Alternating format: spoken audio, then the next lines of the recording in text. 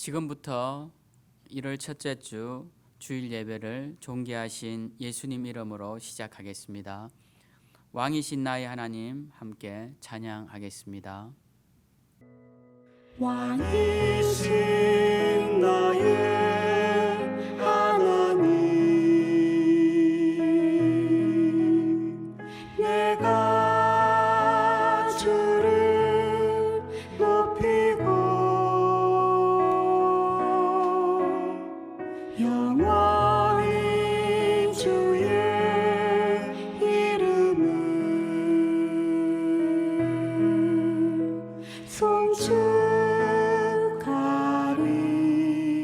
송축하리이다. 기도하겠습니다. 하나님 아버지, 감사합니다. 2020년도를 주님의 은혜 가운데 보내게 하시고 많은 일들이 있었지만 그 가운데서도 우리 생명샘 성도님들 지켜주시고 평안으로 인도하여 주신 은혜를 감사를 드립니다. 주님, 이제 새롭게 또 2021년도를 건강하게 또 맞이하게 하심을 감사를 드립니다.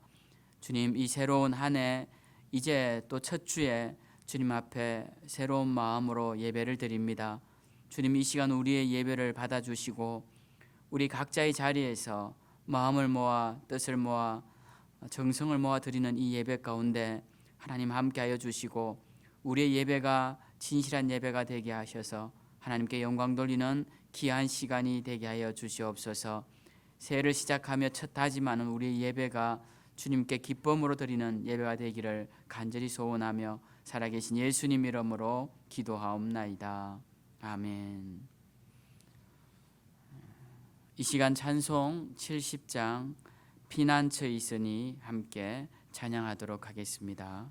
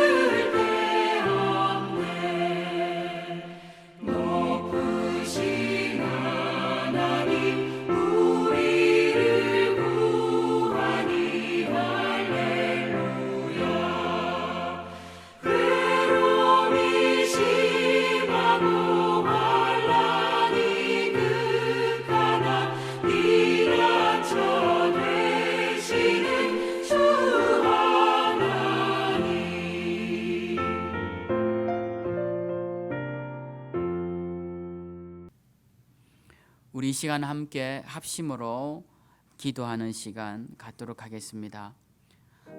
우리 기도하실 때 2020년도 지켜주신 하나님의 은혜에 감사드리고 또 2021년도에도 하나님 지켜주시되 특별히 코로나 전국이 속히 끝나서 우리가 모두가 편안하게 일상생활을 할 수 있게 해달라고 기도하시고 특별히 우리 교회들이 모여서 예배할 수 있도록 하나님께서 은혜를 베풀어 주시라고 우리 기도하시고 이제 1000명이 넘어가는 이 상황이 속히 종결되고 이제 백신이 빨리 보급되고 치료제가 개발되어서 온 나라 또 백성들이 평안한 가운데 신앙생활하고 또 일상을 생활할 수 있도록 위해서 기도해 주시고, 또 한국 교회를 위해서 기도해 주시되 우리 교회들이 이 마지막 때 온전하게 서서 서 있는 자리에 하나님께 영광 돌리는 교회들이 다 되게 해달라고, 그리고 우리 생명샘 교회 가운데도 함께 하셔서 사명자들 사명 잘 감당케 하시고 또 연약한 지체들 강건케 해주시고 하나님께 영광 돌리는 귀한 교회가 되게 해달라고 우리 다 같이 합심으로 함께 기도하도록 하겠습니다. 하나님 아버지 감사합니다. 오늘도 이 시간 저희들 주님 앞에 모여서 함께 예배하며 또 각자의 자리에서 영광 돌리게 하심을 감사를 드립니다. 하나님 2020년도 은혜 가운데 지켜주셨사오니 21년도도 주님 붙잡아 주시고 하나님께 영광 돌릴 수 있도록 우리의 몸과 영혼을 주장하여 주시옵소서. 하나님 2020년도는 코로나로 인하여서 한 해가 어떻게 지나갔는지 모를 정도로 빠르게 시간이 지나갔습니다. 하나님 2021년도는 이 전염병이 속히 정복되게 하시고 무엇보다 이 전염병으로 인하여서 우리가 다시 한번 우리 삶을 돌아보게 하시고 또 우리의 신앙을 돌아보게 하시고 주님 이 끝나갈 이 세상을 돌아볼 수 있는 우리들이 되게 하여 주시옵소서. 우리의 소망이 하나님께 있음을 기억하게 하시고 주님 나라의 소망을 두고 살아가는 기회가 되게 하여 주시옵소서. 하나님 특별히 이 시간 기도하옵기는 하나님 이 코로나로 인해서 고통당하는 자들을 기억하여 주시고 육체의 질병으로 인하여서 연약한 중에 있는 자들 불쌍히 여기셔서 하나님 이 고통에서 속히 회복되게 하여 주시고 주님 또한 경제적으로도 어려움을 당하는 자들을 긍휼히 여기셔서 하나님 속히 이 어려움 속에서 극복할 수 있도록 주님 자비를 베풀어 주시옵소서. 하나님 특별히 우리 한국 교회들을 기억하여 주시고 교회들이 서 있는 자리에서 하나님께 영광 돌리게 하시되 하나님 우리의 예배를 돌아보게 하시고 우리의 신앙을 돌아보게 하시고 이럴 때 우리의 참으로 하나님 우리가 하나님께 드리는 예배를 돌아보게 하셔서 하나님을 기쁘시게는 온전한 예배자들로 다 세워질 수 있도록 은혜를 베풀어 주시옵소서. 하나님 특별히 우리 생명샘 교회를 기억하여 주시되 우리 교회가 더욱더 이 마지막 때 주님을 기쁘시게 하는 교회가 되게 하시고 하나님께 영광 돌리는 교회가 되게 하시고 그 이름대로 생명의 샘이 되는 귀한 교회가 되게 하여 주시옵소서. 특별히 우리 교회 사명자들을 기억하여 주시고 부족한 종을 비롯한 모든 일꾼들이 각자의 자리에서 주님 주시는 사명 잘 감당하며 하나님께 영광 돌리는 자들 되게 하여 주시옵소서. 하나님 특별히 연약한 지체들을 도와주시고 이 시간도 그들에게 찾아가셔서 성령님 치유의 강세를 비추어 주시고 피 묻은 예수 그리스도의 손으로 안수하여 주셔서 그들의 연약함을 이기고 하나님께 영광 돌리는 귀한 한 해가 되게 하시고 그 역사의 연장이 우리 가운데 일어나게 하여 주시옵소서. 오늘 또 주님 우리의 예배를 받아주시고 영광 돌리는 귀한 시간이 되게 하여 주실 줄 믿고 감사드리며 살아계신 예수님 이름으로 기도하옵나이다. 아멘. 이 시간 광고 드리도록 하겠습니다. 다음 주에는 예배를 드릴 수 있을 줄 알았는데 또 이 계속적인 확진자가 많이 발생함으로 인해서 우리가 사회적 거리두기가 2.5단계가 다시 2주간 연장이 되었습니다. 그래서 1월 17일까지 대면 예배를 드릴 수 없게 되었습니다. 앞으로 2주 안에 확진자 수가 감소되어서 이 2.5단계가 해지되고 또 백신도 속히 접종되고 해서 우리가 대면 예배를 드릴 수 있게 되도록 다 같이 기도해 주시면 감사하겠습니다.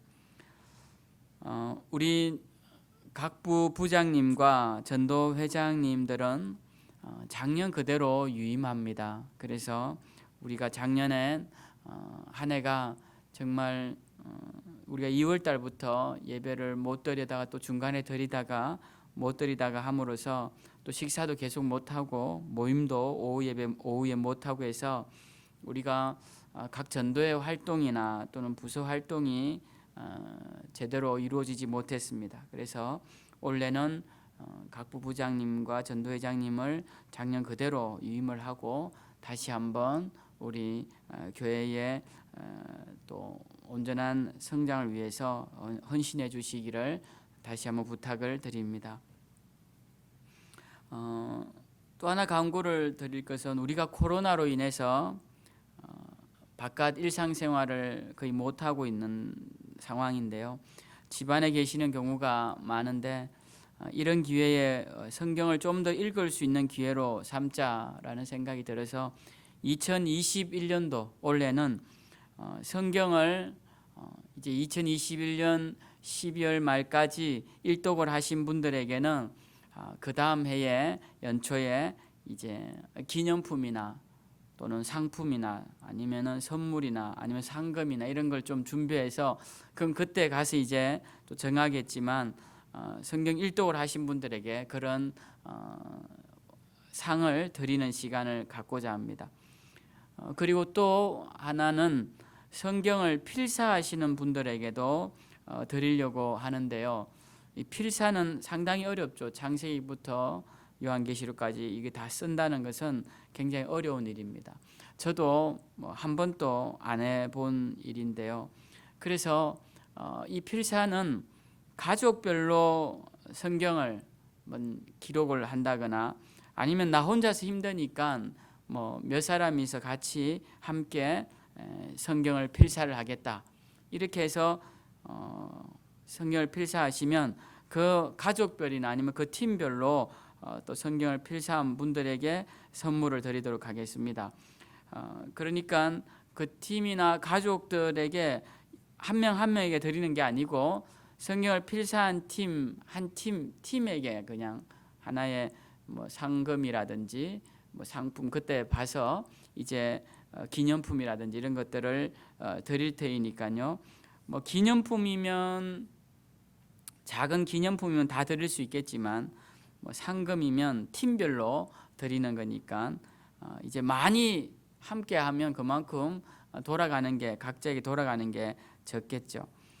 그래서 일단 우리가 그것을 하는데 의미가 있으니까 다 한번 성경 필사를 위해서 뜻을 모아서 한 권의 성경을 나 혼자서 해도 됩니다. 혼자서 해도 되고 또 가족이 해도 되고 한 두 가족이 모여서 또 해도 되고 그래서 분배된 걸 모아서 한 권의 성경책으로 만들면 어떤 기념품이나 상금을 떠나서 굉장히 의미 있는 일이다라는 생각이 듭니다. 그래서 저희 가족도 일단 시작은 해보려고 합니다. 사실은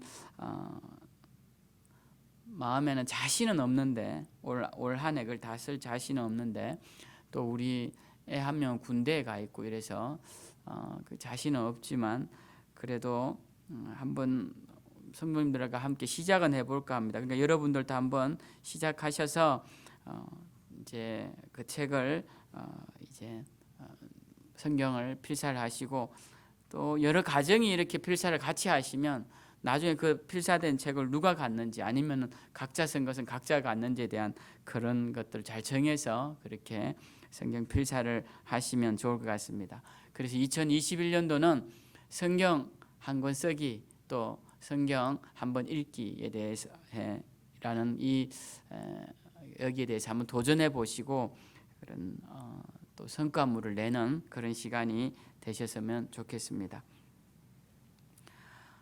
우리 시간 말씀 함께 보도록 하겠습니다. 우리 말씀은 요한복음 5장 1절부터 10절 말씀입니다. 요한복음 5장 1절부터 10절 말씀을 제가 읽도록 하겠습니다. 그 후에 유대인의 명절이 되어 예수께서 예루살렘에 올라가시니라.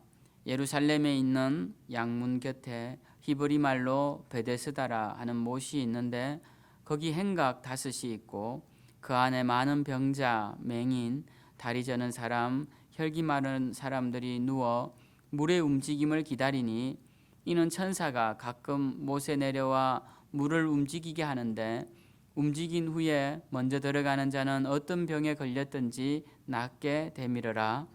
거기 38해 된 병자가 있더라. 예수께서 그 누운 것을 보시고 병이 벌써 오래된 줄 아시고 이르시되 네가 낫고자 하느냐. 병자가 대답하되 주여 물이 움직일 때에 나를 못에 넣어주는 사람이 없어 내가 가는 동안에 다른 사람이 먼저 내려가나이다. 예수께서 이르시되 일어나 내 자리를 들고 걸어가라 하시니 그 사람이 곧 나아서 자리를 들고 걸어가니라.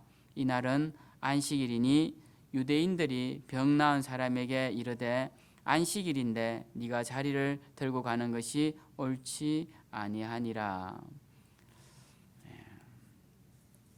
오늘은 요한복음 말씀을 가지고 우리도 회복될 것입니다 라는 제목으로 말씀을 함께 나누고자 합니다. 오늘 말씀의 내용은 우리가 잘 아는 말씀이기도 하죠. 예수님께서 예루살렘에 올라가셨을 때 그 예루살렘에 베데스다라는 못이 있는데 그 못은 가끔씩 밑에서 물이 이렇게 동하는 그런 움직이는 그런 일이 일어나는 연못이었습니다. 그 연못에 이제 사람이 맨 먼저 들어가면 낫는다라는 그런 전설이 있었던 연못입니다. 여기 보면 그 부분이 오늘 5장 3절부터 보면 관로가 쳐져 있는데요. 가끔 천사가 못에 내려와 물을 움직이게 하는데 움직인 후에 먼저 들어가는 자는 어떤 병에 걸렸든지 낫게 되미르라 까지가 관로가 쳐져 있습니다. 그래서 이 관로가 쳐진 밑에 보면은 어떤 사본에는 이 관로 안에 구절이 없다라고 되어 있습니다. 그러니까 어떤 사본이라는 것은 아주 유력한 사본들을 말하는 것입니다. 그냥 성경 사본들이 많은데 그냥 별 어떤 중요도가 또는 시기적으로 어떤 중요도가 낮은 사본이라면 이렇게 언급하지 않겠죠. 그러니까 이 내용이 없는 부분들이 생각보다 많다라는 것을 알 수가 있습니다.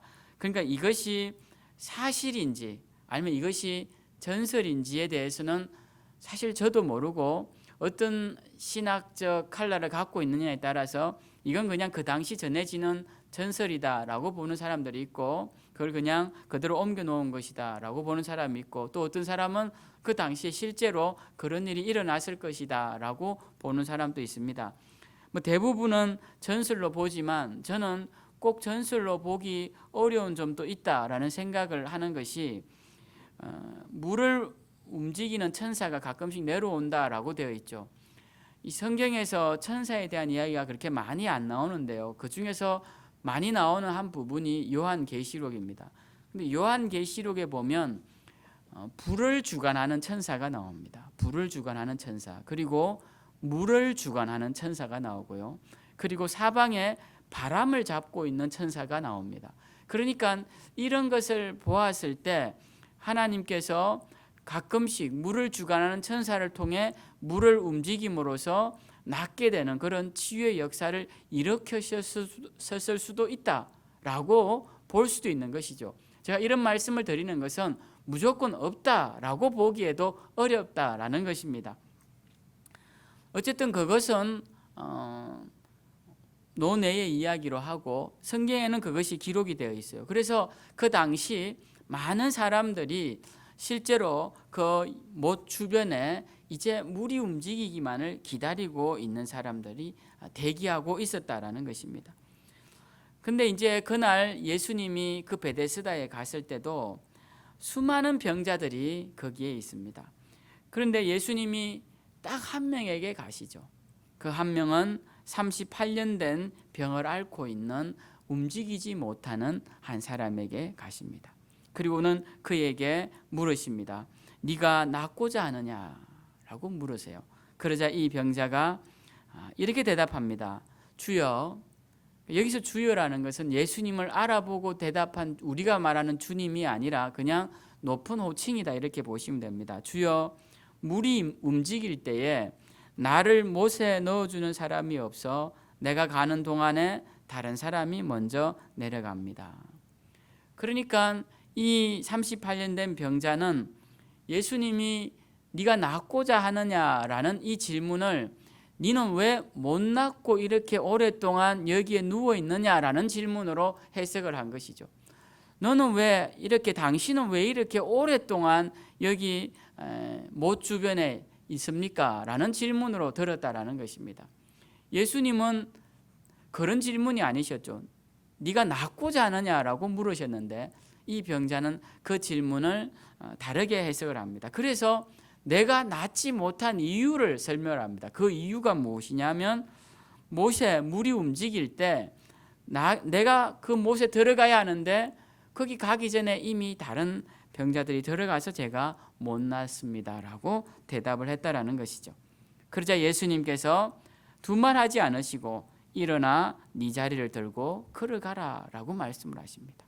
그러자 이 사람이 그 즉시 나와서 그 누웠던 자리를 들고 걸어가게 되는 것이죠. 근데 문제는 이날이 안식일이었다라는 것입니다. 그래서 이 안식일에 이 자리를 들고 걸어가는 이 행위는 안식일에 금하고 있는 행동인데 이 행위를 하는 병자를 향하여서 사람들이 도리어 책망을 했다라는 것이죠. 그 사람들은 대부분 종교 지도자들이었고 율법을 연구하는 사람들이었습니다. 그런 사람들이 도리어 책망을 했다라는 것이죠. 사실 오늘 이 사건의 초점은 예수님이 안식일에 병을 고치신 그 사건에 초점이 있습니다. 그러니까 오늘 사건의 초점은 안식일에 초점이 맞추어져 있는 것입니다. 이 38년 된 병자가 나은 것에 맞추어져 있다기보다는 주님이 굳이 안식일에 사람을 살리신 것에 초점이 맞추어져 있다는 것이죠. 그래서 사실 이 사건은 예수님이 안식일에 사람을 치료하심으로써 율법의 본질이 무엇인지를 알려주시는 사건입니다.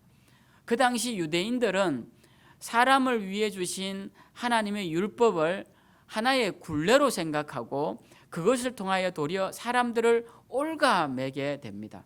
그래서 예수님이 그 올가매는 굴레를 깨어 부수고 율법에 담긴 본질, 하나님을 사랑하고 사람을 사랑하는 그 사랑에 대한 본질, 하나님의 그 인간을 향한 사랑의 마음을 보여주시게 된 것이죠.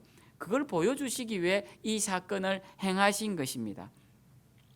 그래서 우리는 이 사건을 통하여서 하나님이 인간을 얼마나 사랑하시고 예수 그리스도가 이 땅에 오신 이유가 무엇인지를 깨닫게 되는 것인데요. 우리는 이미 그 사실은 알고 있습니다. 그래서 저는 오늘 이 말씀의 초점을 이 병자를 고쳐주신 예수님에게 맞추어 생각을 해보려고 합니다. 그래서 우리도 이 말씀을 봄으로써 이 병자처럼 우리도 주님의 은혜 가운데서 회복되기를 바라는 마음, 2021년도에는 우리의 상한 심령들이 회복되고 우리의 상한 가정들, 깨어진 가정들이 회복되고 우리의 상한 육체들이 회복되는 그런 21년도가 되기를 바라는 마음에서 오늘 말씀을 함께 나누고자 하는 것입니다.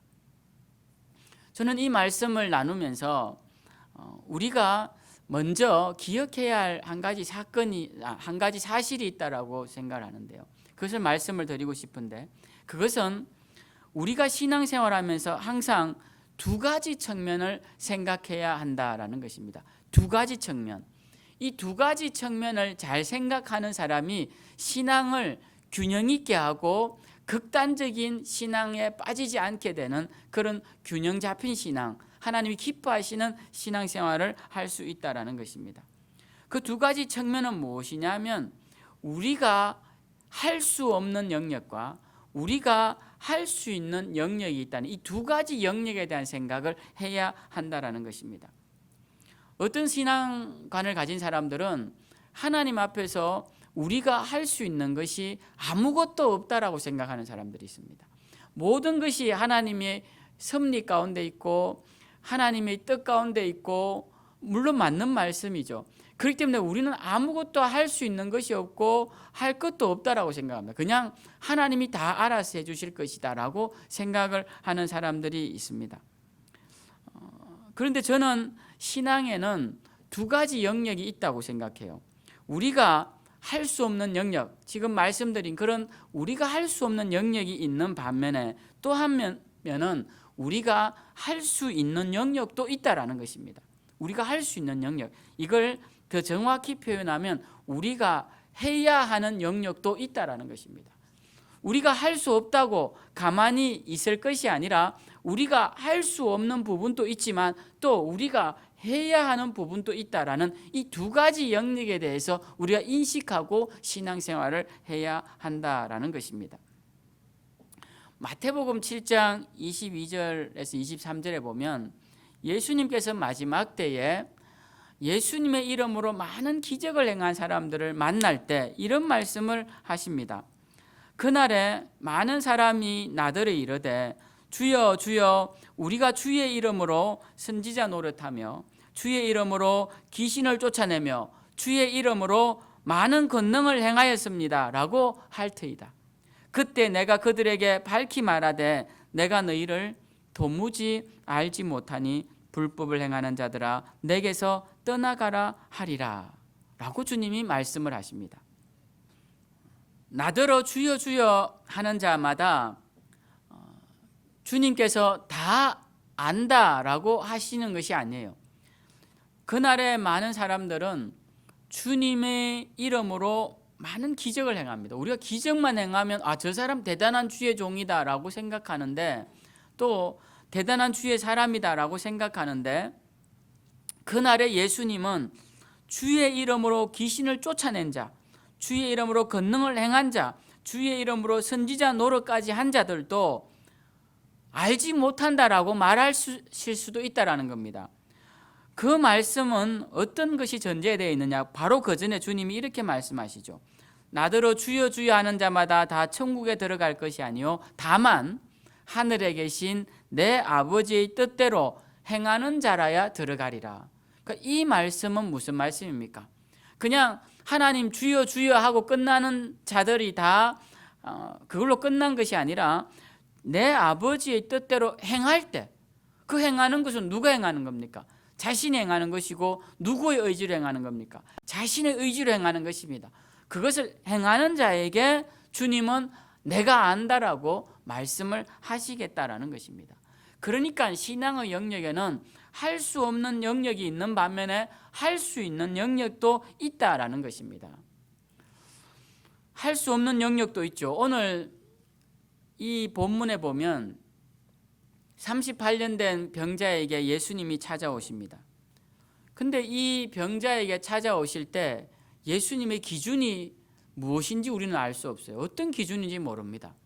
거기에는 수많은 병자들이 있었고 또 하필 그 안식일에는 없었지만 다른 때는 거기에 있었던 사람들이 있을 것입니다.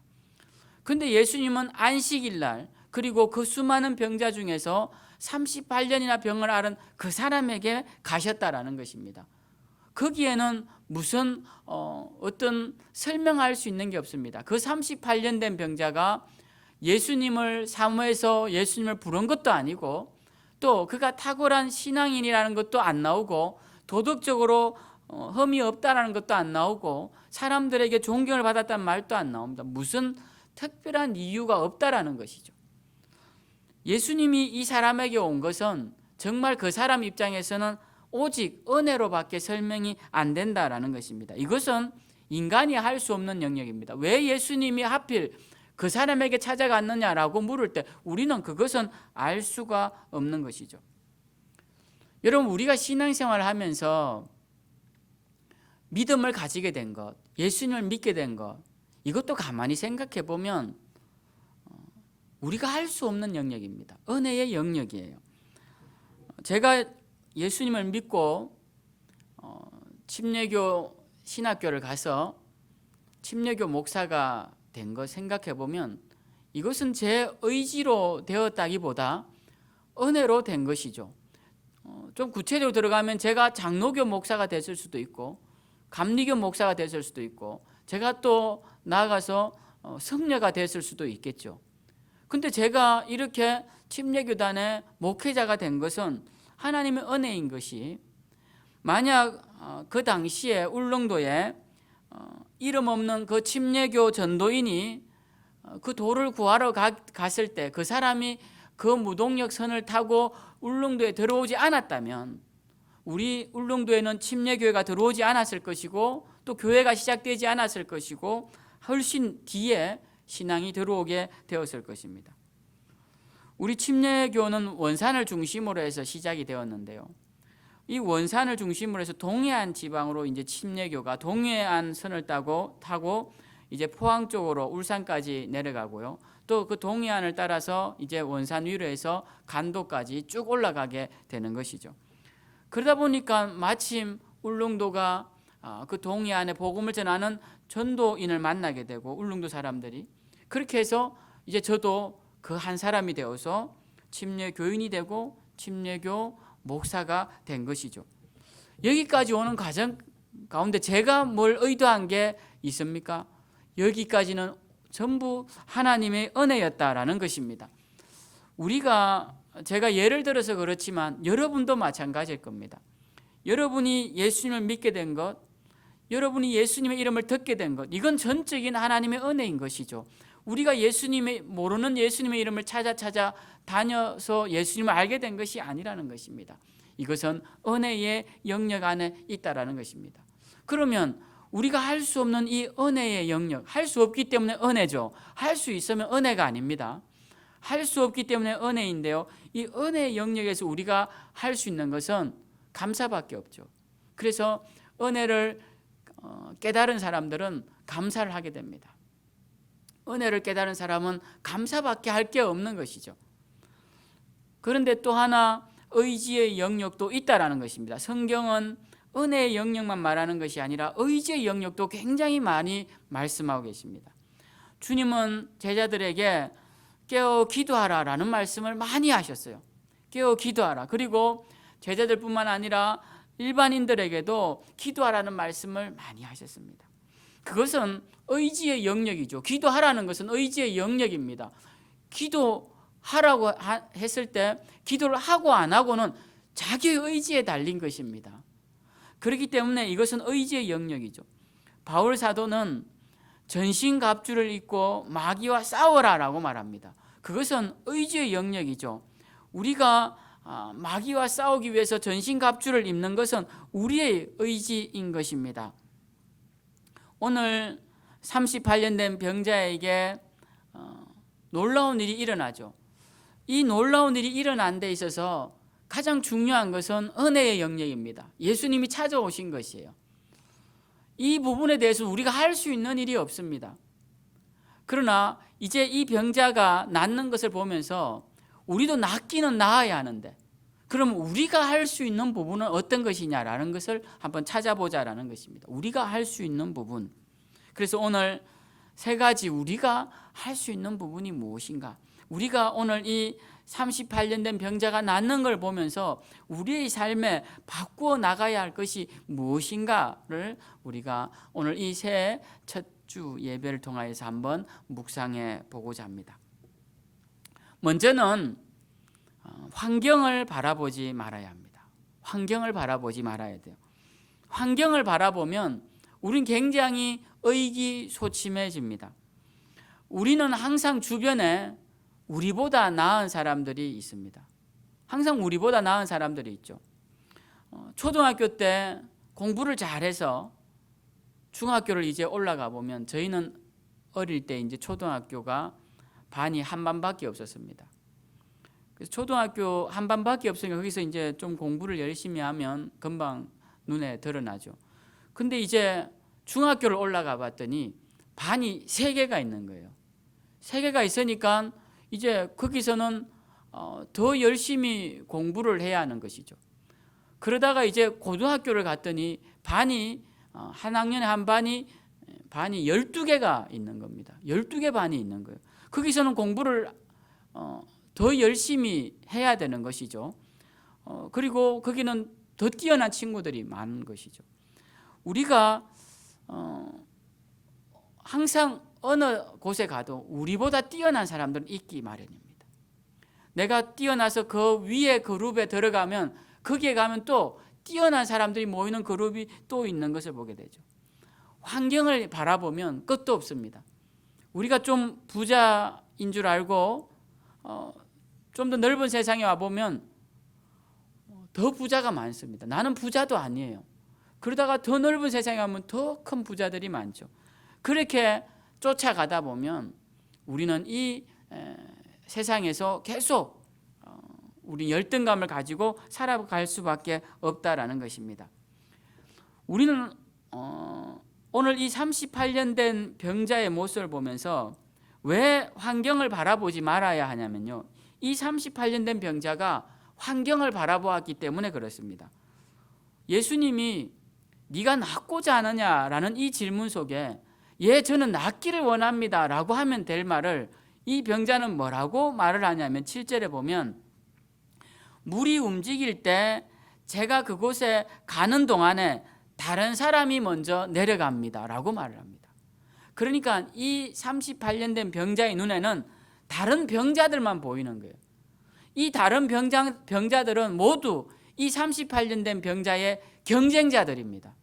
못에 물이 움직일 때 단 한 명만 낫는다는 이 말을 이제 다 믿고 있는데 누구보다 먼저 가서 1등으로 들어가야 되는데 여기 수많은 병자들이 있으니까 이 사람들은 다 경쟁자가 되는 것이죠. 아마 이 38년 된 병자는 이 사람들이 좀 없었으면 좋겠다라는 말이 될 수도 있고, 제가 제일 앞에 가서 들어갈 수 있도록 내가 제일 빨리 갈 수 있었으면 좋겠다, 저 사람들은 좀 늦게 갔으면 좋겠다, 이런 마음들이 거기에 담겨져 있는 것이죠. 지금 38년 된 병자는 오직 무엇이 보이느냐? 자기의 경쟁자들만 보인다라는 것입니다. 여러분, 우리가 경쟁자들만 바라보고 살면 이 세상의 삶은 너무나 불안하고 너무나 답답하고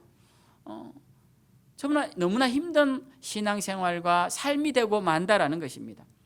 내가 적어도 저 이웃집에 사는 애보다는 잘 살아야 돼, 그런 생각을 가지면 안 됩니다. 내가 적어도 내 동기들보다는 잘 돼야 돼, 내 학교 동기들보다 잘 돼야 돼, 이런 생각을 품는 순간 이제 우리는 경쟁자들을 바라보고 그들과 경쟁하며 살아가는 삶이 되고 만다라는 것입니다. 주님은 이 38년 된 병자에게 그 경쟁자들은 전혀 중요하지 않음을 가르쳐 주십니다. 오늘 이 38년 된 병자가 품고 있는 생각이 있어요. 그의 생각은 오직 저 못에 1등으로 들어가야겠다, 1등으로. 근데 예수님은 너의 해결 방법은 옳지 않다, 못에 1등으로 들어가서 낫기보다 내가 이 순간 너를 낫게 해주겠다라고 하시면서 한마디 말씀으로 낫게 해주셨다라는 겁니다. 여러분, 우리에겐 이것이 필요합니다. 우리가 시선을 돌려야 됩니다. 우리의 시선이 환경과 경쟁자들을 계속 향하고 있는 이상 우리는 절대로 주님으로부터 오는 놀라운 은혜를 만끽할 수가 없다라는 것입니다. 그 대표적인 사람이 누굽니까? 사도 베드로죠. 베드로가 물 위를 걷습니다. 그는 아무도 걸어보지 못한 길을 걷게 되는 것이죠. 그런데 그가 물속에 빠지게 된 이유가 무엇입니까? 주님을 바라보지 않고 무서운 바람과 사나운 파도를 바라보는 순간 그는 빠졌다라고 성경에 기록되어 있습니다. 성경은 그것을 분명히 짚고 넘어가는 것이죠. 그가 무엇을 바라봤는지를 짚고 넘어간다라는 것입니다. 그렇기 때문에 우리도 지금 무엇을 바라보고 있는가를 짚고 넘어가야 합니다. 여러분의 자녀들을 지금 누구와 비교합니까? 그 아이들의 경쟁자들과 비교하지 않습니까? 가장 흔히 하는 말이 뭡니까? 누구누구는 이렇게 한다는데 너는 왜 이렇게 하니? 네. 여러분, 우리가 자녀들이 시험 점수를 받아오면 묻는 질문이 있죠. 첫 번째 질문은 몇 점 맞았니? 그래서 90점을 맞았습니다. 그럼 두 번째 묻는 질문이 있죠. 그러면 우리 옆집에 사는 순이는 몇 점 맞았니? 그렇게 묻습니다. 왜? 그 아이가 만약 95점을 맞았으면 우리 아이의 90점은 이제 과소평가되는 것이죠. 평가절하가 되는 겁니다. 그 아이가 80점을 맞았으면 우리 아이는 잘한 것에 들어가는 것이죠.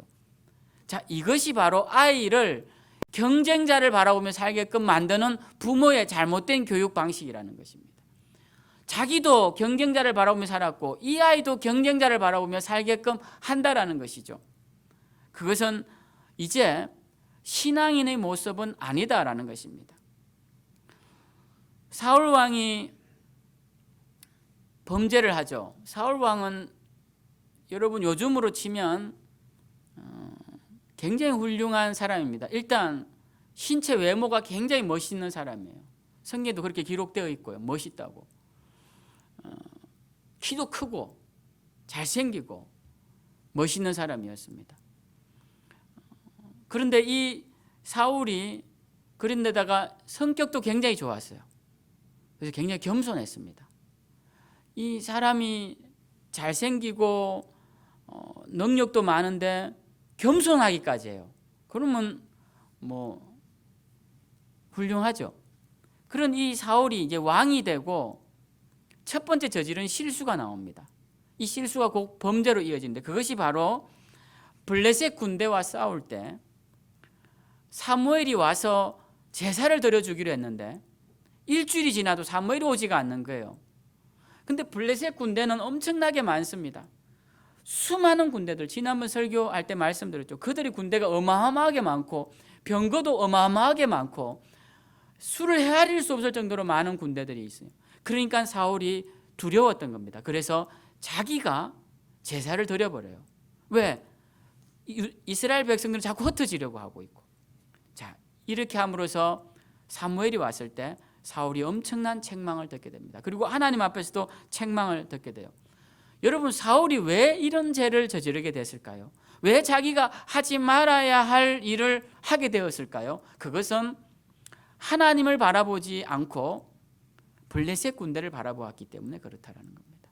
세상을 바라보고 환경을 바라보고 경쟁자들을 바라보는 순간 자기 자신이 약해지고 그리고 하나님을 떠나게 되고 우리는 잘못된 판단을 하게 되며 그것이 결국 범죄로까지 이어지게 되더라는 것입니다.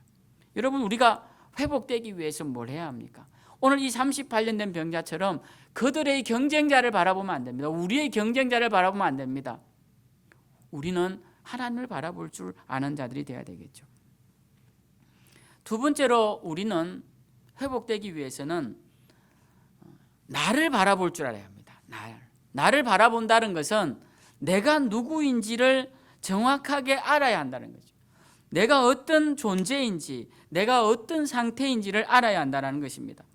세상에는 자신이 어떤 사람인지 잘 모르는 사람들이 대부분입니다. 저도 마찬가지였습니다. 근데 이제 결혼을 하고 살아보니까 저에 대해서 솔직하게 말해주는 사람이 있더라고요. 제 아내죠. 제 아내가 저에 대해서 이제 시간이 지나면 조금씩 시간이 지나서 이제 결혼해서 살다 보면 저에 대해서 평가를 해줍니다. 제가 잘못하고 있는 일이나 또는 잘못된 습관 이런 것들을 평가를 해줄 때 처음에는 믿지 않았습니다. 내가 그렇다고?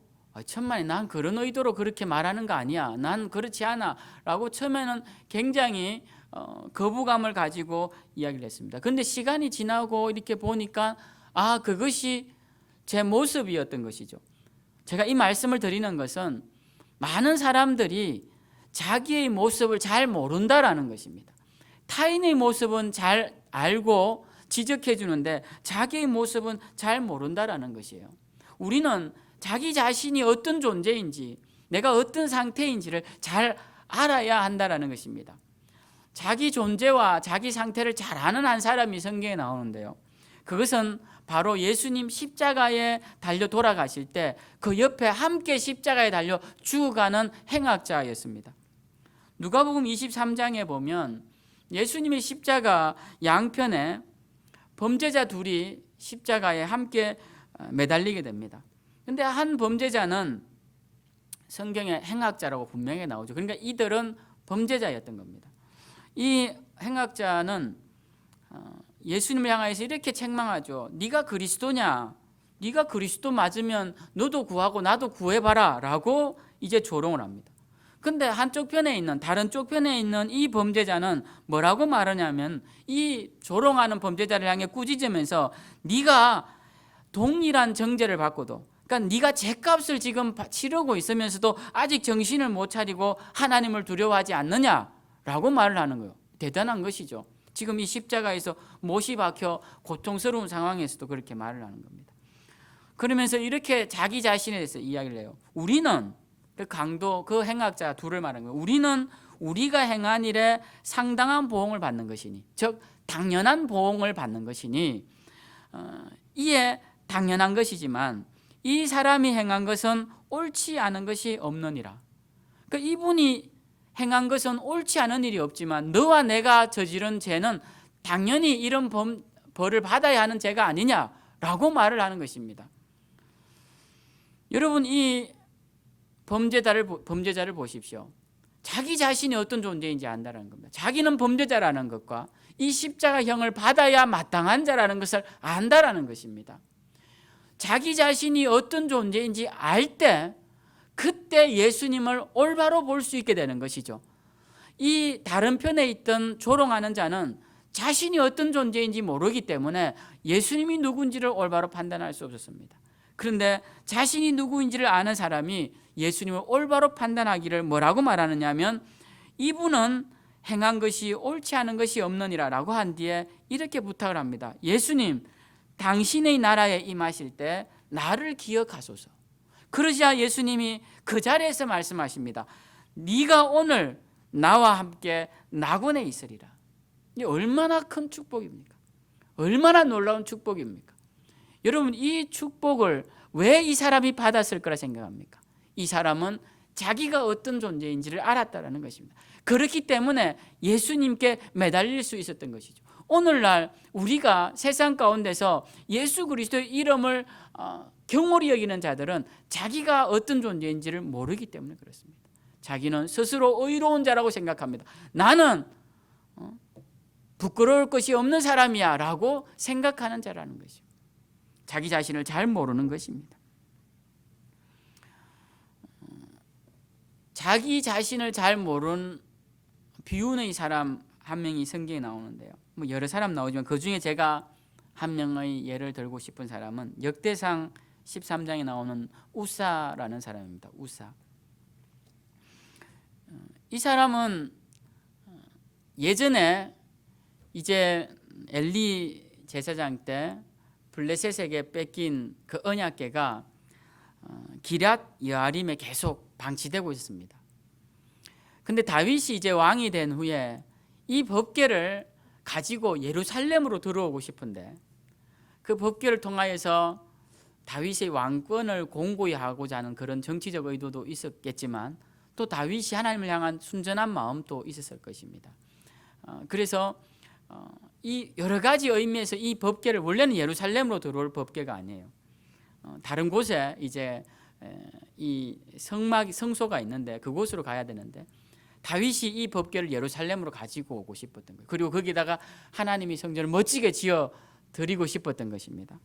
그런 마음으로 이제 기럇 여아림에 있는 법궤를 가지러 갔는데 그때 이 운반을 하도록 임명을 받은 사람이 있는데 그 중에 한 명이 우사라는 사람입니다. 이 사람이 이제 법궤를 수레에 실린 법궤를 끌고 오는데 원래 법궤는 어떻게 움직여야 하냐면은 레위 지파 중에서 고라 자손의 제사장들이 후손들이 법궤에 보면 이렇게 고리가 달려 있습니다. 네 군데 고리가 달려 있고 그 고리에 이제 지팡이 나무를 끼워서 네 명이서 양쪽에 네 명이나 두 명이서 양쪽에서 들어야 하는 그런 방법으로 옮겨야 합니다. 그게 이제 율법의 출애굽기에 기록이 되어 있어요. 반드시 그렇게 옮겨라. 누가 옮겨야 할지 또 어떻게 옮겨야 할지 그게 나와 있습니다. 그런데 이제 그걸 모르고 이제 수레에 싣고 수레에 실을 때는 아마 만지면 안 되니까 이 나무를 끼워서 실었던 것 같아요. 근데 이제 수레를 끌고 가는 사람이 우사였는데 이 수레를 끌고 가는 이제 짐승이 막 날뛰니까 날뛰는 순간 이 법궤가 그 수레에서 떨어지게 될 상황이 되었습니다. 그러자 우사가 그 하나님의 언약궤를 떨어지지 못하게 잡았는데 그 순간 하나님이 진노하셔서 그 우사를 죽이십니다. 그 어떻게 보면 우사는 억울한 것이죠. 자기는 지금 하나님의 법궤가 떨어질까 봐 잡은 것인데 하나님 앞에서 진노를 받아 그 자리에서 죽게 된다는 것입니다. 그래서 다윗이 법궤 옮기는 작업을 중단을 합니다. 하나님이 허락지 않으시는구나. 그리고는 이제 오벳 에돔이라는 그 가까운 사람의 뜰에다가 놔두게 되죠. 그 석 달 동안 있는 동안 오벳에돔의 집이 엄청난 축복을 받습니다. 신기한 일이죠. 그걸 법궤를 땅에 떨어지지 않기 위해 만진 사람은 죽고 자기 집 타작마당에 놓은 사람은 축복을 받은 것입니다. 여러분, 이게 무엇의 차이가 있습니까?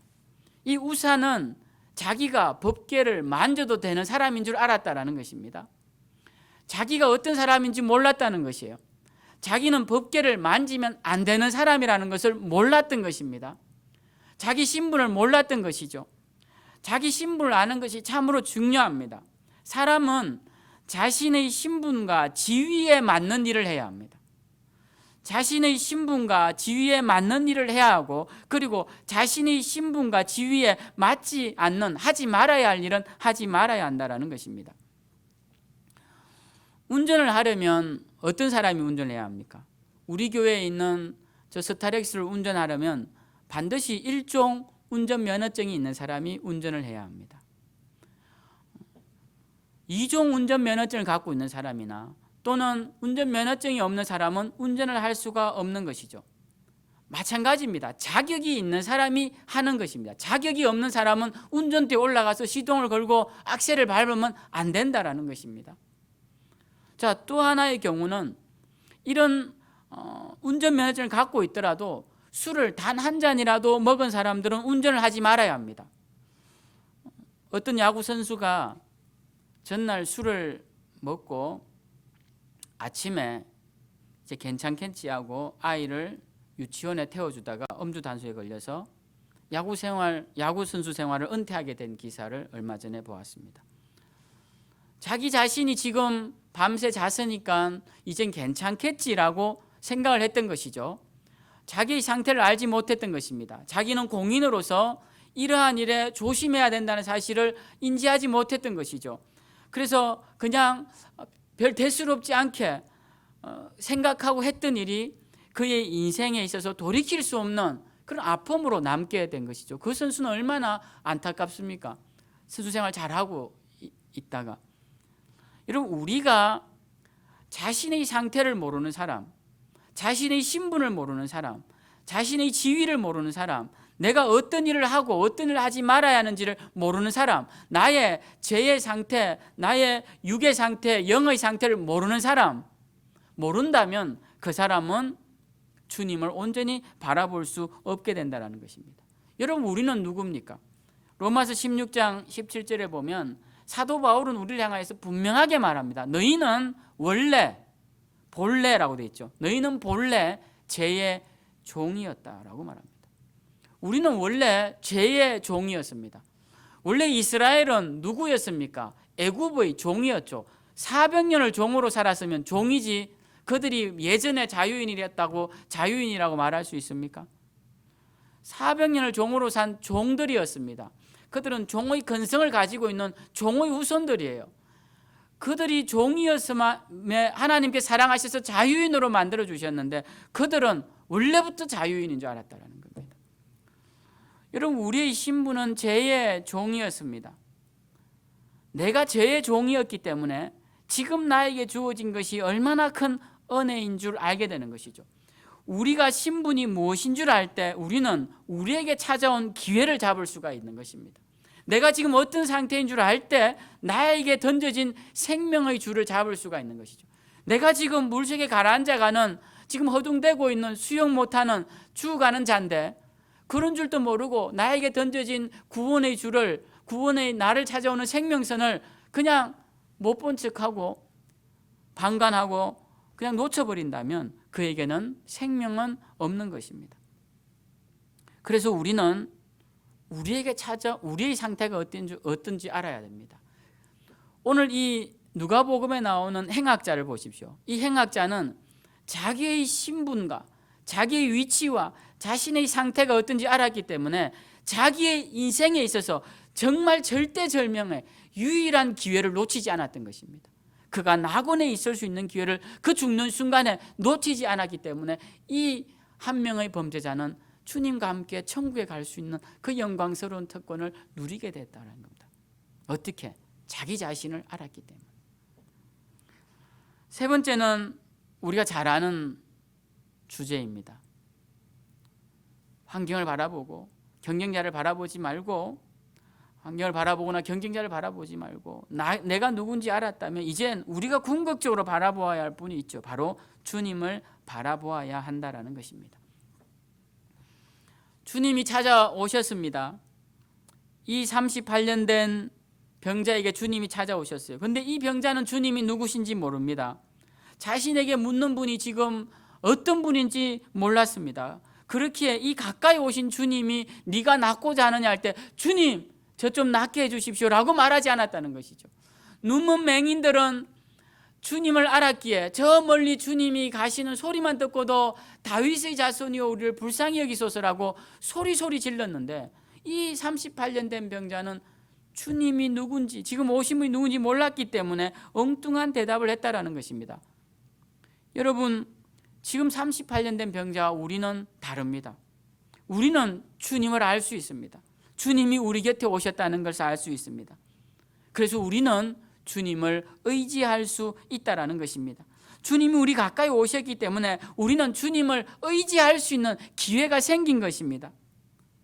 그래서 우리는 주님을 바라보려고 다시 한번 시선을 주님께로 고정하고 주님께 도움을 청해야 한다는 것입니다. 네가 낫고자 하느냐는 주님의 음성을 지금 우리는 듣고 있다는 것이에요. 그 순간 우리는 대답해야 합니다. 주님, 낫기를 원합니다.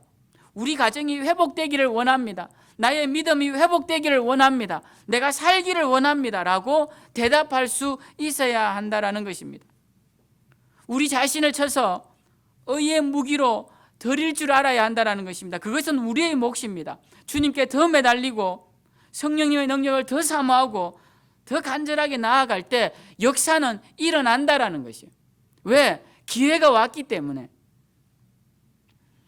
로마서 6장 12절에 보면 그러므로 너희는 죄가 너희 죽을 몸을 지배하지 못하게 하여 몸의 사욕에 순종하지 말라라고 말합니다. 죄가 너희 몸을 지배하지 못하도록 몸의 사욕, 몸의 사사로운 욕구, 정욕, 악한 욕심 이런 것들에게 순종하지 말라는 것입니다. 그러면서 덧붙여 말씀하시죠. 너희 지체를 불의의 무기로 내어주지 말고 오직 너희 자신을 죽은 자 가운데서 다시 살아난 자 같이, 죽었다가 살아났으니 얼마나 감사합니까? 그 살아난 자 같이 하나님께 드리고 너희 지체를 의의 무기로 하나님께 드려라. 여러분, 여기에는 무엇이 들어갑니까? 우리의 몫이 들어간다는 거예요. 지금 사도 바울이 뭐라고 권면합니까? 너희 지체를 의의 무기로 드리도록 몸의 사역에 순종하지 말라라고 말합니다. 우리에게 의지를 요구하고 있다는 것이죠. 우리의 몫입니다. 예수님께서 이 사람에게 일어나 네 자리를 들고 걸어가라 하심으로써 이 사람이 낫게 됩니다. 여러분, 지금 이 음성은 우리에게도 지금 들려지고 있다는 거예요. 주님이 네 자리를 들고 걸어가라라고까지 말씀을 하십니다. 여러분, 이제는 우리가 무엇을 하면 됩니까? 우리는 이제 일어나야 합니다. 그리고 우리의 누웠던 자리를 개고 그걸 가지고 걸어가야 합니다. 주님이 하라고 하시는 음성이 우리 귓가에 지금 맴돌고 있다는 것입니다. 순종하면 된다는 것입니다. 이것은 우리의 몫이다라는 것이죠. 그것은 우리의 몫입니다. 오늘 저는 이 말씀을 통하여서 2021년도 우리의 나아갈 길이 분명해졌습니다. 우리는 한 해 회복되어야 합니다. 우리의 주저앉았던 믿음, 또 우리의 돌아갔던 시선, 이 모든 것들이 다시 제자리로 돌아와야 합니다. 우리의 이 해이해졌던 마음도 다시 돌아와야 합니다. 세상 길로 나갔던 그런 마음도 다시 돌아와야 합니다. 그리하여 우리의 육신이 병들고 또 우리의 영혼이 병들어 있던 이 상황에서 우리는 치유받고 회복되어서 일어나서 무엇이 되어야 합니까? 하나님의 의의 무기들이 되어야 한다는 것입니다. 녹슨 채로, 무딘 채로, 창과 칼로 남아있어서는 안 된다는 것이죠. 이제 말씀을 마치고자 합니다. 여러분, 주님을 바라봅시다. 그 물에 빠졌던 베드로처럼 파도를 바라보지 말고 우리는 주님을 바라보아야 합니다. 마지막 죽는 순간에 주님을 바라보았던 한쪽 편에 있던 행악자처럼, 십자가 한쪽 편에 있던 행악자처럼 우리도 주님을 바라보아야 합니다. 주님을 바라볼 때 우리는 이제 세상 가운데서 죽을 수밖에 없던 죄의 종에서 이제 영원한 천국에서 주님과 아름다운 찬양을 부르며 영원한 가치를 찾는 그런 영광스러운 하나님의 백성으로 바뀌게 된다라는 것입니다. 주님을 바라보아야 합니다. 다른 것이 없습니다. 주님만 바라보십시오. 그러면 환경이 아무리 어려워도 우리는 이길 수 있습니다.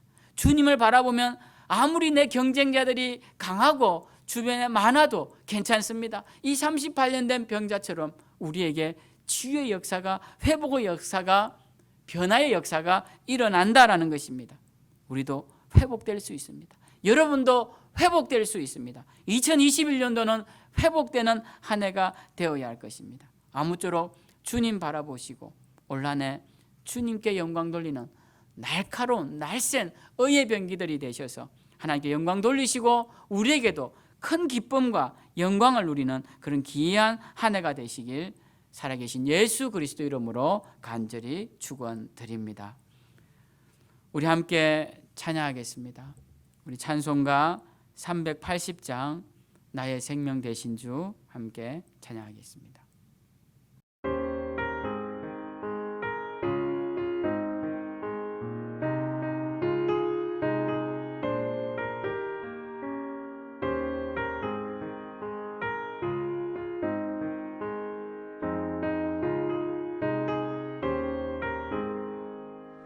나의 생명 되신 주 주님 앞에 나아갑니다.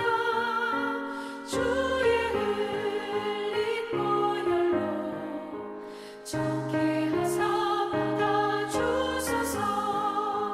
날마다 주를 찬송하겠네. 주의 사랑 줄로서 나를 굳게 잡아매소서. 괴로운 세상 지낼 때 나를 인도하여 주소서. 주를 믿고 나가면 나의 길을 잃지 않겠네. 날마다 주를 찬송하겠네. 주의 사랑 줄로서 나를 굳게 잡아매소서. 세상 살아갈 때 주를 더욱 사랑합니다. 발걸음 난 천국에 나의 영혼 들어가겠네. 날마다 주를 찬송하겠네. 주의 사랑 줄로서 나를 굳게 잡아매소서.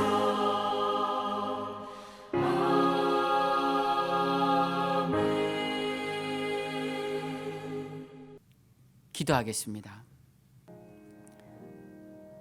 하나님 아버지 감사합니다. 오늘도 저희들 주신 말씀을 따라 우리에게 말씀하시는 주님의 그 음성, 2000년 전에 38년 된 병자에게 하셨던 그 음성을 우리가 다시 듣게 하심을 감사를 드립니다. 하나님, 네가 낫고자 하느냐라고 하실 때 주님, 저에게는 저렇게 많은 경쟁자들이 있습니다라고 말하고 있지는 않습니까? 하나님, 세상이 이렇게 악하고 각박합니다라고 말하고 있지는 않습니까? 주님, 파도가 이렇게 거세요 내 배가 앞으로 나아가지 못하고 있습니다라고 말하고 있지는 않습니까?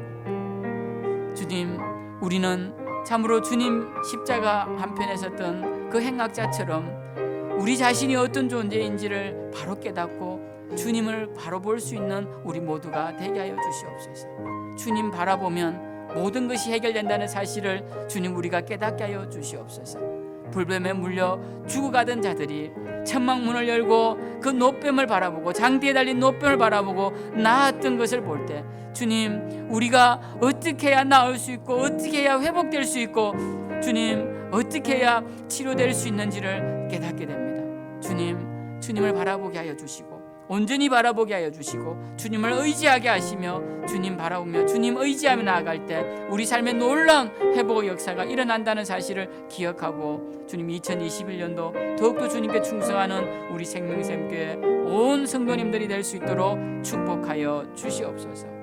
오늘도 주님 앞에 예물드린 손길들 기억하여 주시고 주님, 성전에 나와 드리지 못하지만 주님, 이모즘으로 주님 앞에 예물 드리고 가정에서 예물 드리고 또 주님 마음으로 예물을 드리고 주님, 귀한 시간으로 또 귀한 찬양으로 귀한 호흡으로 주님 맡기신 사명으로 예물 드리는 모든 지체들 축복하여 주시고 우리의 삶이 끝난 날까지 주님께 드릴 것이 넘치는 복되고 아름다운 삶이 되게 하여 주시옵소서. 2021년도 더 풍성하고 더 행복하고 주님, 더 주님께 충성하는 그런 복된 한 해가 되도록 인도하여 주실 줄 믿고 감사드리며 이제는 우리 구주 예수 그리스도의 은혜와 아버지 하나님의 크신 사랑과 성령님의 위로하시고 교통하시고 내주하심이 오늘 말씀을 통하여서 예수 그리스도 우리의 주님만 바라보며 나아가기로 다짐하는 사랑하는 귀한 성도님들 머리 위에,